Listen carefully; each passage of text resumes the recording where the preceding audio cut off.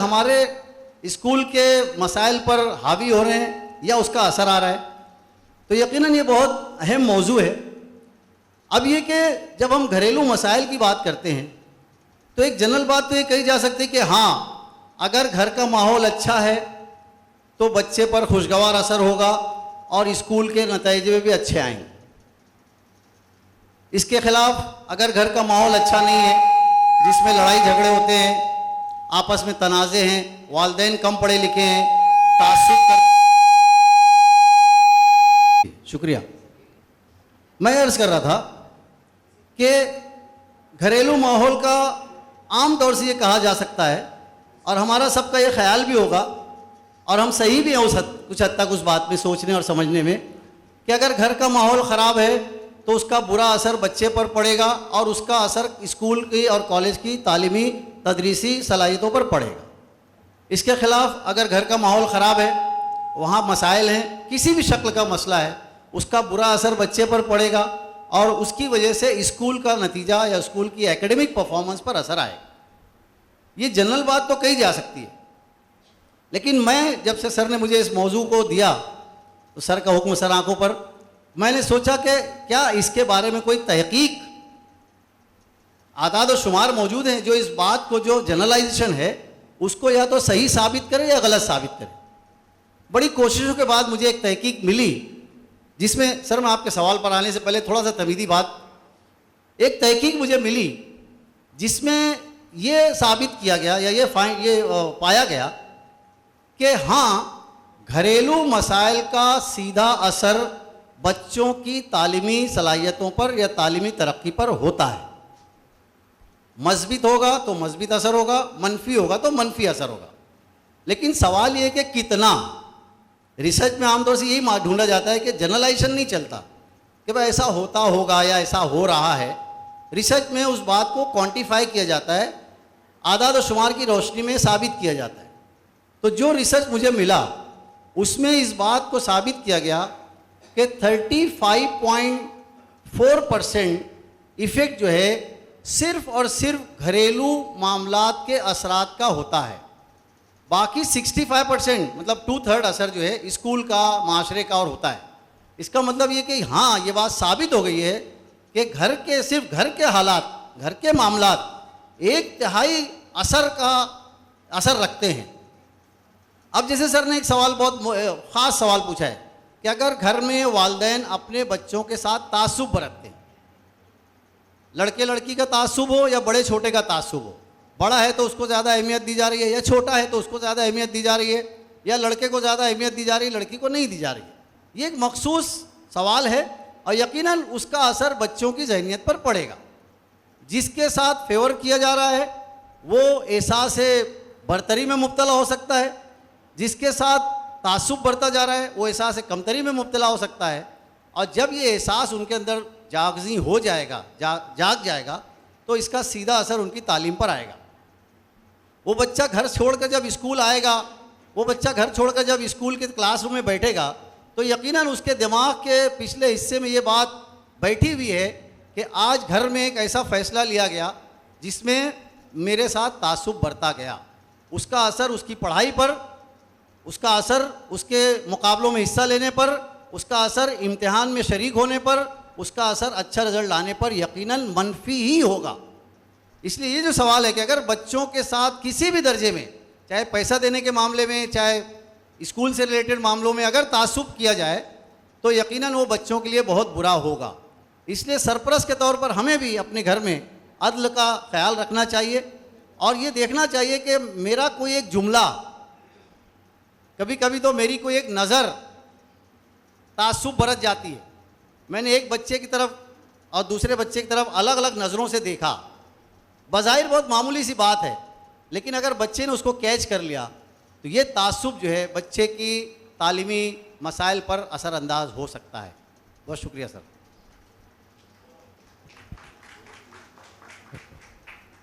Hello, देखिए अभी sir ने जो कहा कि तासुब बढ़ता जाता है या सलूक बराबर नहीं किया जाता, तो मैं इससे मुत्तफिक नहीं हूँ। आम तौर से माँ बाप या वालिदैन हैं, हर माँ बाप जो अपने बच्चों से वैसी ही मोहब्बत करते हैं जैसे एक बच्चे से करता है, उसी तरह लड़की से लड़के करता है। उसमें कोई तासुब या कोई इम्तियाज़ नहीं बरतता। हाँ, ये होता है कि लड़के को अंग्रेज़ी मीडियम में डाला जाता है और लड़की को उर्दू मीडियम में डाला जाता है, जैसे हमारे यहाँ का माहौल है। उसकी वजह शायद यह सिक्योरिटी का मामला है कि हमारी बच्चियाँ वहाँ पे उर्दू मीडियम में महफूज रहती हैं, है ना, गलत उसमें शरीक नहीं हो पाती वो लोग। और दूसरी है, अगर घर के अंदर एक सौतेला बच्चा और एक जो सक्का बच्चा, तो हो सकता है उसके अंदर इम्तियाज़ हो जाए। लेकिन अगर इस तरह होता है तो जैसे सर ने कहा, वो मैं उससे मुत्तफिक हूँ कि बच्चों में एक सोई नहीं रहती, उसमें एहसास कमतरी पैदा होती है उसके अंदर, और वो तालीम से दूर भागता है। बस शुक्रिया सर।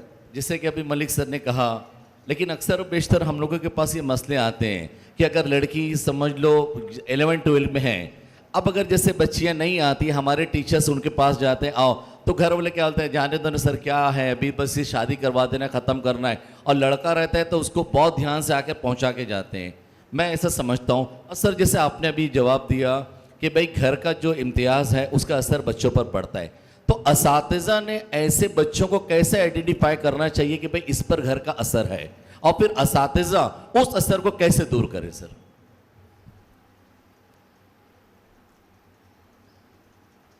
सर ने मेरे लिए बहुत मुश्किल मुश्किल सवालात का इंतखाब किया है। आप बच्चों के मसाइल को आइडेंटिफाई करना, बतौर मुअल्लिम, एक भरी क्लास में जिसमें 40, 50, 60 बच्चे हों, उस क्लास में किसी एक ख़ास बच्चे के साथ कौन सा कोई ख़ास मसला है, घरेलू मसला, उसको आइडेंटिफाई करना एक यकीनन मुश्किल तलब काम है, लेकिन नामुमकिन नहीं है। नामुमकिन नहीं है। उसका असर अगर हम देखें, जैसे कि एक थेरी है जिसमें हम इफ़ेक्ट के ज़रिए हम पहचानते हैं कि मसला क्या है। कॉज एंड इफ़ेक्ट थेरी जो कही जाती है कि असर देखकर हम समझते हैं कि इसका ये मसला होगा। तो बच्चे की बिहेवियर, बच्चों की बातें, बच्चों के इम्तिहान में नतीजा, ये अगर उसको थोड़ा सा कीनली ऑब्जर्व किया जाए तो यकीनन हम उन बच्चों तक पहुंच सकेंगे, उनको आइडेंटिफाई कर सकेंगे जिनको ये प्रॉब्लम घर से फेस हो रहा है। 100% ना सही, लेकिन ज़्यादातर केस में हम बच्चों को आइडेंटिफाई कर लेंगे। आपके सवाल का पहला मरहला ये है कि हम बच्चों को आइडेंटिफाई कैसे करें, क्योंकि अगर मैं बच्चों को आइडेंटिफाई ही नहीं कर पा रहा हूँ कि उसके साथ ये तासुब का मसला है या कोई और घर का मसला है, तो मैं उसका हल भी नहीं पेश कर सकूँगा। तो इसलिए पहला स्टेप तो ये है कि हम ऐसे बच्चों को 50-60 बच्चों की क्लास में 2-3-4 बच्चे जो भी हों, या खुदा ना खास्ता उससे ज़्यादा हों, तो हम उनको आइडेंटिफाई कर लें, पहली बात। दूसरी बात ये कि उन बच्चों को आइडेंटिफाई करने के बाद यकीनन हर बच्चे का मरहला अलग होगा। हम जनरली कह सकते हैं कि इनके साथ घर में थोड़ा किसी न किसी तौर पर तासुब हो रहा है, लेकिन तासुब की नौइयत भी अलग हो सकती है, तासुब का मरहला भी अलग हो सकता है। इसलिए जस्टिफाइबल कंडीशंस में कस्टमाइज स्टडी करके हमको आंसर ढूंढना। हर बच्चे का मरहला मामला अलग हो सकता है। उस बच्चे के साथ कुछ गुफ्तगू की जाए, उसके मसाइल को समझा जाए। हो सकता है बच्चा अपना मसला बता सके, हो सकता है ना बता सके, हो सकता है। अगर मैं उसको हल सकता हूँ तो बहुत अच्छी बात है, अगर नहीं तो फिर स्कूल में इन तमाम मसाइल के लिए मेंटर्स और काउंसलर्स का इंतज़ाम किया जाए। इन बच्चों के लिए जिनके साथ ये प्रॉब्लम्स हैं, ज़रूरी नहीं है कि साइकोलॉजी में हम लोग पढ़ते हैं कि बच्चा जो है, या हम कभी अपने मसाइल हम खुद भी डिस्क्राइब नहीं कर पाते, तो बच्चा कैसे डिस्क्राइब करेगा उसके साथ क्या मसला है। तो उस सिलसिले में फिर मेंटर्स और काउंसलर्स का अगर अपॉइंट किया जाए तो ऐसे सारे बच्चों को उनके सामने लाया जा सकता है। और अल्हम्दुलिल्लाह इसकी एक कामयाब मिसाल मैडम इस बात की शाहिद हैं। महाराष्ट्र कॉलेज में जब हमने काउंसलर का इंतखाब किया और थोड़ा सा मेंटरिंग का प्रोसेस मैंने शुरू किया, तो इस तरह बहुत सारे बच्चों को हमने आइडेंटिफाई किया और उनके मसाइल को हल करने की कोशिश हुई। बहुत अच्छे तो ये इस तरह के उसका हल किया जा सकता है। शुक्रिया। इसका मतलब ये है कि हम लोग को काउंसिलर्स को बुला के इनका हल निकालना चाहिए, है ना। मेरा अगला सवाल है मलिक सर से, मेरे उस्ताद मलिक सर। सर, ये सवाल आप पे बहुत सूट करता है। ये सवाल है कि वालिदैन का मुलाजमत पेशा होना। यहाँ पे जितने भी टीचर्स हजरात या मोहतरमा बैठी हुई हैं, सब मुलाजमत पेशा अल्हम्दुलिल्लाह। तो मुलाजमत, और आपकी वालिदा भी दर्स और तरदीस से है ना, तो वालिदैन का मुलाजमत पेशा होना यानी बच्चों को कम वक्त देना, इसका बच्चों पर नहीं, ये पूछ चुके हैं, लेकिन एक बार मैं मलिक सर से पूछना चाहता हूँ कि आपका इसके बारे में क्या ख्याल है सर?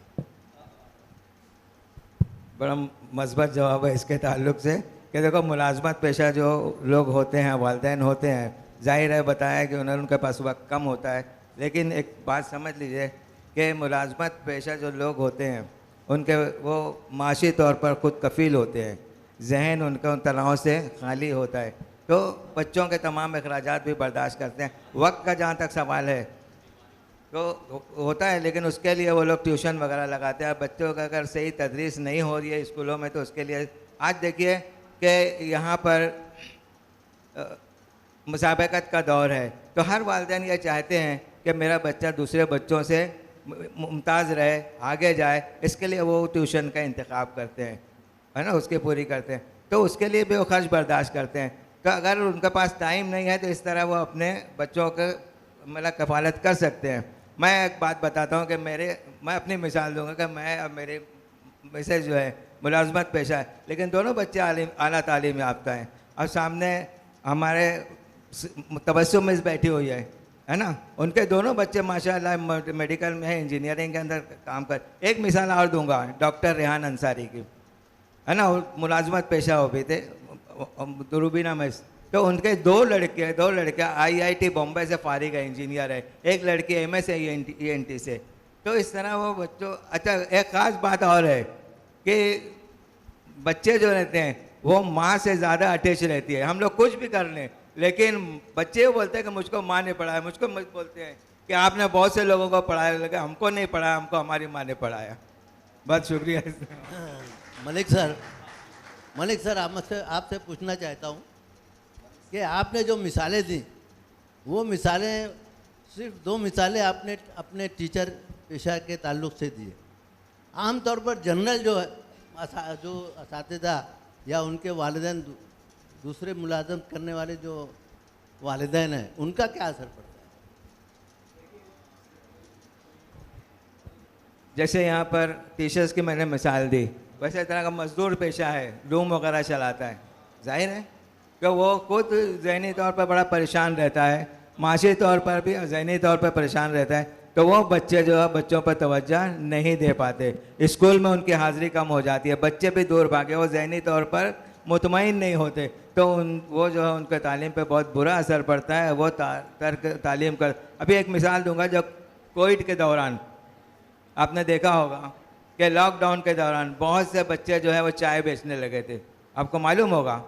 तो ये बच्चे जो है जो चाय वगैरह बेचने लगे तो वालिदैन को उससे कुछ आमदनी होने लगी, वो बच्चे जो है घर की किफ़ालत करने लगे, तो वालिदैन को ये लालच आ गई कि अब बच्चे काम कर रहे हैं तो उनको स्कूल नहीं भेजा जाए। तो आज भी वो बच्चे जो कोविड के दौरान चाय बेचा करते थे आज स्कूल वापस नहीं आया है, तो एक बड़ी तादाद जो है तर्क तालीम कर चुकी है। तो माशी तौर पर खुशहाल होगा वही जो बच्चे अच्छे जाएंगे, जो माशी तौर पर परेशान होंगे वो बच्चों का यकीनन तालीम में नुकसान होता है। बहुत शुक्रिया सर। फातिमा मैडम, एक अक्सर देखने में आता है कि भाई बच्चे मोबाइल का कसरत से इस्तेमाल करते हैं, बहुत ज़्यादा मोबाइल का, वालिदैन भी मोबाइल का बहुत इस्तेमाल करते हैं। हम बच्चों को यहाँ रोकते हैं कि भाई मोबाइल का आप इस्तेमाल नहीं करें, बच्चों को मोबाइल लाना मना है, या मोबाइल के हम जितने भी नुकसानात बताते हैं, लेकिन वालिदैन बच्चों से ज़्यादा मोबाइल का इस्तेमाल कर रहे हैं, तो इस पर वालिदैन की वजह मोबाइल का इस्तेमाल करने की वजह से बच्चों पर क्या असर होगा और उसको कैसे रोक सकते हैं हम? Sir, before asking your question, if you permit me, can I answer the previous question? Okay, sir. Before answering this question, if you don't mind, can I answer the previous question too? Yeah. I agree with sir, but it is not necessary that if the child doesn't belong to the financially well-off family, will not do well in life. I feel more than spending time with the children, it is important to spend quality time. For example, I'm a housewife, I'm just sleeping in the house. Most of the time, I'm busy with my household work. Will my child benefit from me? Of course not. Am I talking to my children? I am not. So what is important? That even, for example, I am also a working woman, isn't it? I am also not able to spend quality. I mean, I feel sometimes that guilt feeling we always have. That somewhere probably I would have done much better if I would have stayed. But still I feel that we give our best. The time that we have it in our hand, we try to spend with our children, we talk to them, we try to teach them. So I feel in spite of that we are working, we are able to spend quality time with them, and that benefits them a lot. So I think this is for all the parents, not working or working. More than that, it is important that you talk to them. You try to inculcate good values in them, isn't it? Not necessarily that you need to be highly qualified to do this. Anybody can do this. You know, basically they want affection. That is important. For example, when I am working, I know that at my home, my mother-in-law is there to give good upbringing to my children in my absence. But I remember when I was a child, my both parents were working, there were no one at home, the servant. In that case, the child do suffer. For example, I remember most of the time standing at the window waiting for my mother to be back from the school. So I guess in that case, yes. But if there's somebody, isn't it, there at home, we are able to give, yeah. Yes, yes, sure, sure. Yes, yes, yes.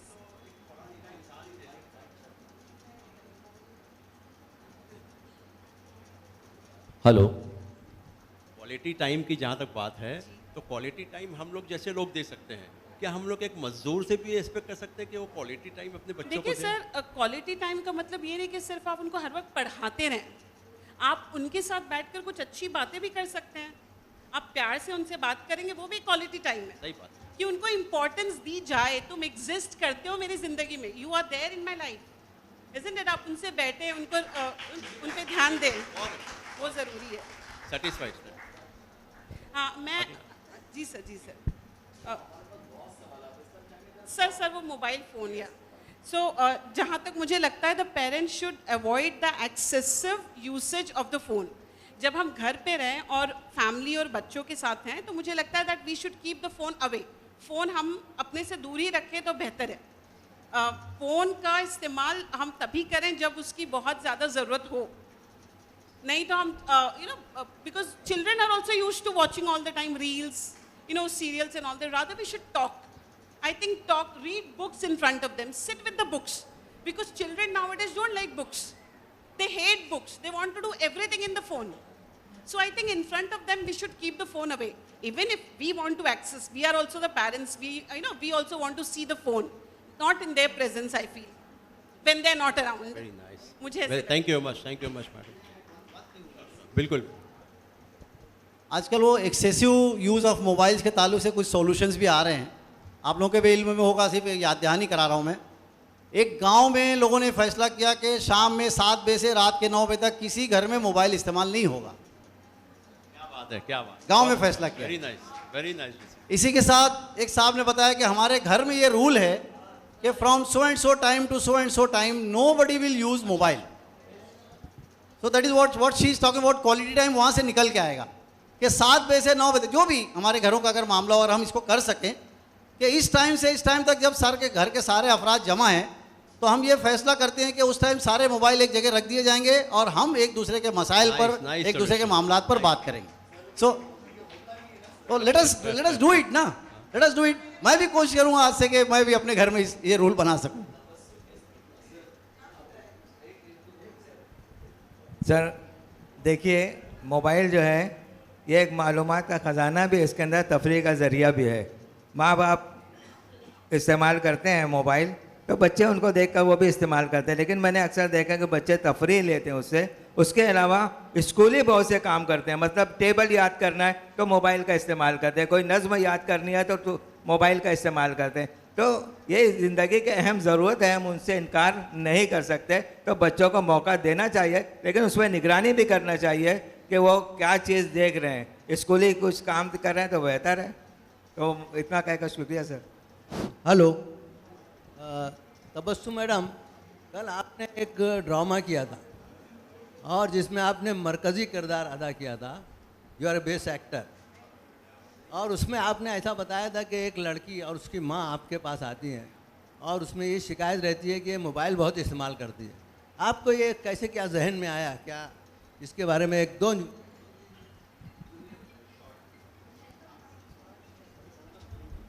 ये हमारा रोज़ाना का मसला है, हम लोग रोज़ाना ये मसला फेस कर रहे हैं सर।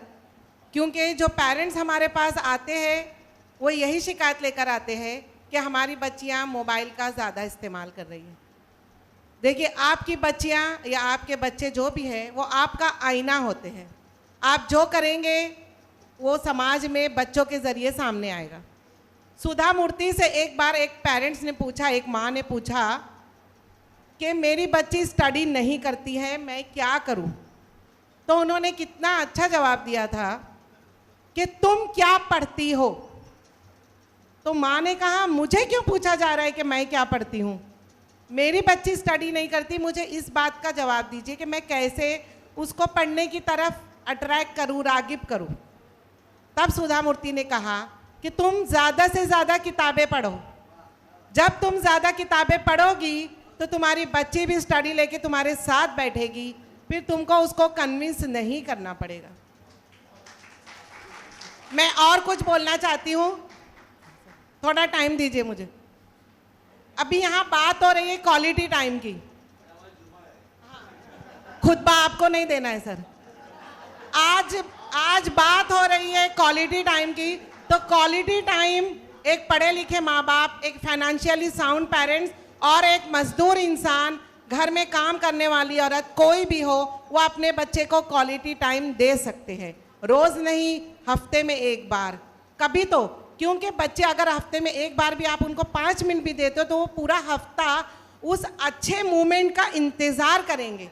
वो इंतज़ार में उनका ये पूरा वीक बहुत खूबसूरत गुजरेगा और उनका आने वाला फ्यूचर सब कुछ सही हो जाएगा सर।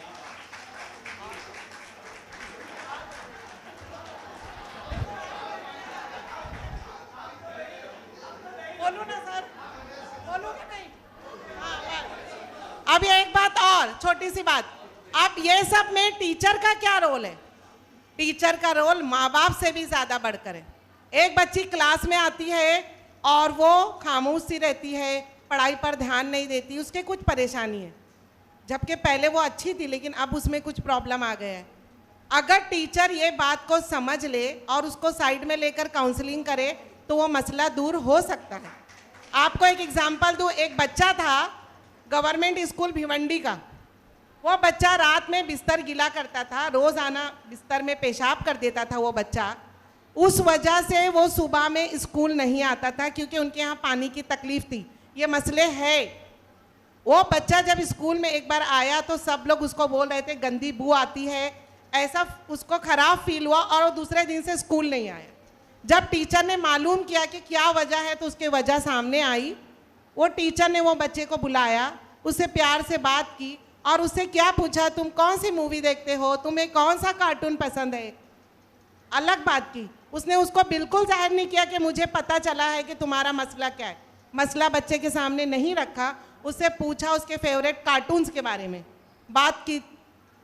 बच्चे ने अपने फेवरेट कार्टून के बारे में बताया। टीचर ने 2 दिन में वो फेवरेट कार्टून्स की चादर छपा कर वो बच्चे के हाथ में दी। बोले बेटा रोज आना तुम अब इस चादर पे सोया करना। उस दिन से बच्चे ने वो आदत छोड़ दी क्योंकि उसे लगा कि ये मेरे टीचर ने दी है, मुझे इसका रिस्पेक्ट करना चाहिए। बच्चे की वो बुरी आदत छूट गई। हमारे छोटे छोटे एक्ट बच्चों की पूरी जिंदगी बदल सकते हैं। Madam we are running short time, जरा टाइम कम है। देखिए अभी जैसे मैडम ने कहा, माजिद सर, मलिक सर, आप तीनों एक्सपर्ट से मैं मैडम के सवाल को आगे बढ़ाऊं। मैडम ने 2 बातें अपने जवाब में कही कि एक वालिदैन को उनके जो भी एक्सपर्ट्स ने कहा कि भाई आप किताबें पढ़ा करें ज़्यादा से ज़्यादा, और दूसरी बात उन्होंने कही कि टीचर ने अपने खर्च से उस बच्चे को चादर दी। लेकिन आज के ज़माने में ऐसा देखने में आता है कि असातिज़ा लाइब्रेरी का रुख नहीं करते। हमारे पास रिकॉर्ड है साल में कितने लोग लाइब्रेरी जाते हैं। और दूसरा सवाल कि असातिज़ा जो जैसे मैडम ने कहा कि अपने जेब खर्च से करते थे, चुनिंदा ही असातिज़ा हैं जो अपने खर्च से वो तमाम चीज़ मुहैया करते हैं जिससे बच्चे का इंटरेस्ट रहे। तो आखिर क्या वजह मलिक सर और आप तीनों एक्सपर्ट से कि असातिज़ा लाइब्रेरी का रुख कम करते हैं और अपने जेब खर्च से वो चीज़ें नहीं करते जिससे बच्चे एक्सपायर हो? जैसे बच्चे इंस्पायर होते हैं ना, भाई हमारे टीचर ने ये दे दिया। मुझको याद है सर, जब मैं पढ़ता था कुंवारी सर ने मैं एक सवाल का जवाब दिया था, मुझको चौक इनाम दिया था, मुझको आज तक याद है वो। तो ये बच्चों को याद रहता है। मैं समझ गया कि आपको बात बताऊं, हम अपने बच्चों को छोटा मोटा कुछ भी इनाम देते हैं। तो एक टीचर ने मेरे पास फेसबुक लेकर आई, बोले सर देखो ये मेरे क्लास का बच्चा है, इसको हमने आज एक पेन इनाम दिया था। वो अपने घर पेन लेकर गया, मैं तमाम ऑडियंस को बताऊं, वो पेन लेकर गया, उसके बहन ने उसका वीडियो बनाया, वो पेन को उसने खोला और खोलने के बाद सब घर वाले इसको ताली बजाए कि इसको आज इनाम मिला। उस दिन सर मैं वो वीडियो देखा, यकीन मेरी आंख में आंसू आ गया। और जब से मैंने तमाम असातिज़ों का कि जितना इनाम देना उतना आप दें इनाम, कि ये एक तजुर्बा था हमारे पास सर। तो प्लीज़ सर इस ज़िम्मे में आप जवाब दें माजिद सर कि असातिज़ा अपने जेब खर्च को क्यों रोक देते हैं और लाइब्रेरी का में इतना वक्त नहीं देते या लाइब्रेरी का इंतखाब कम है। जैसे मैंने शुरू में कहा, सर ने मेरे लिए बड़े मुश्किल सवाल आता। अब सीधा असातिज़ा के मजमे में असातिज़ा के बारे में सवाल पूछ रहे हैं सर। अरबी की एक कहावत है कि जिस घड़े में जो होता है उसमें से वही छलकता है। अगर घड़े में दही है तो दही बाहर आएगी, छलकेगी। अगर घड़े में पानी है तो वो पानी बाहर निकलेगा, और अगर वो मिट्टी का घड़ा खाली है तो कुछ बाहर नहीं आएगा। मुझे लगता है कि हम असातिज़ा की मिसाल भी ऐसी ही है कि हमारे अंदर जो भी है वही क्लासरूम में बाहर आएगा, और वो हमारे अंदर कहाँ से आएगा? वो मुताले से आएगा।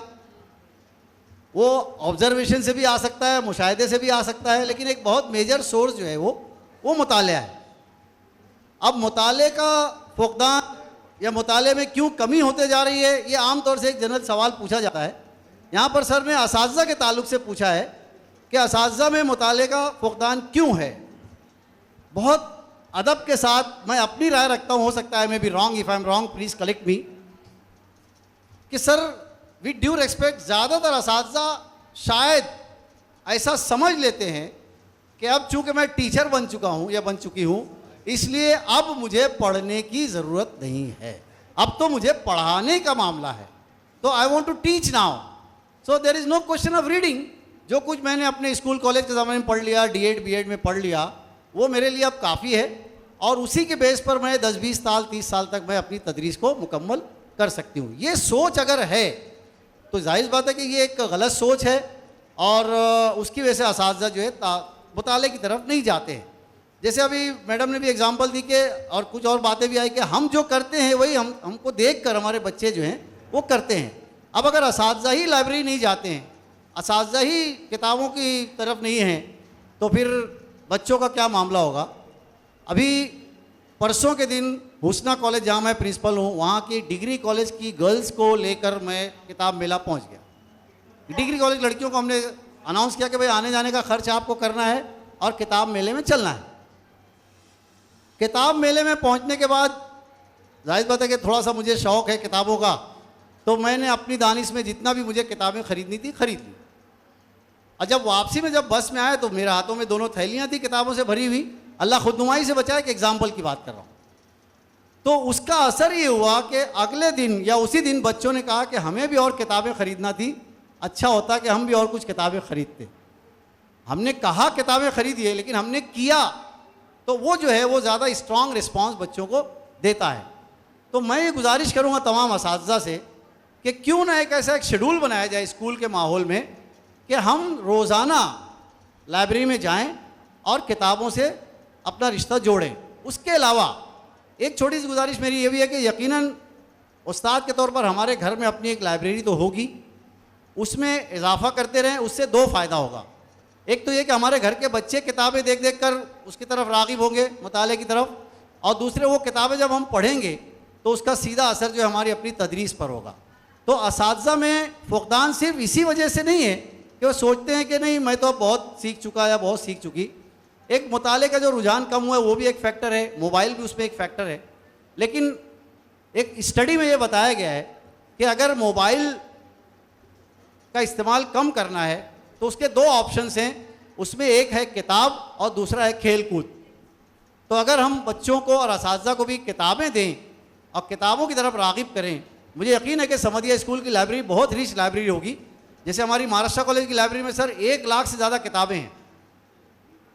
जिस दिन मैं महाराष्ट्र कॉलेज से रिटायर हुआ तो मुझे एक बात का बहुत अफसोस ये रहा कि मैं उन 1 लाख किताबों से अब कट गया, वरना मेरे पास जब तक कॉलेज का कार्ड था तो हमारा किताबें आज भी मैं ले सकता हूँ अल्हम्दुलिल्लाह, लेकिन एक कनेक्टिविटी जो थी वो मेरी ख़त्म हुई।